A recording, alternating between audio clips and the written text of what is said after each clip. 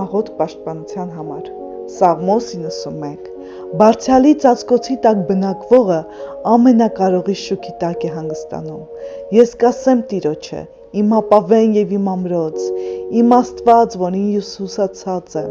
որովհետև նա կփրկի քեզ ոսոխի որոգայթից, չար ժանտամահից, նա կծածկի քեզ իր փետուրներով, նրա թևերի տակ ապահով կլինես, նրա ճշմարտությունը ասպար է և զրահ,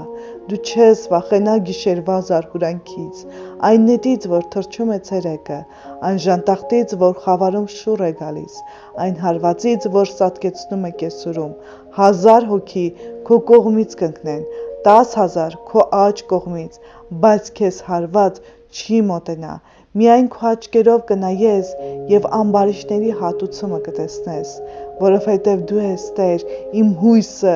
դու Բարձյալին քեզ ապավեն արեցիր, քեզ չար բան չի հասնի և նեղություն չի մոտենա քո բնակարանին, որովհետև իր հրեշտակներին հրամայել է քեզ համար, որ պահեն քեզ քո բոլոր ճանապարհներում։ Նրանք ձեռքերի վրա կառնեն քեզ, որ քո ոտքը քարի չդիպցնես, առյուծների և իժերի վրա կգնաս, առյուծի կորյունին և վիշապին ոտքով կող կտաս, որովհետև նա ինձ ցանկացավ, և ես կփրկեմ նրան, ես բարձր կանեմ նրան,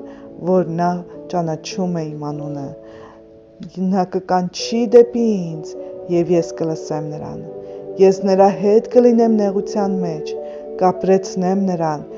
և փառավոր կանեմ նրան, երկար օրերով կկշտացնեմ նրան և իմ փրկությունը ցույց կտամ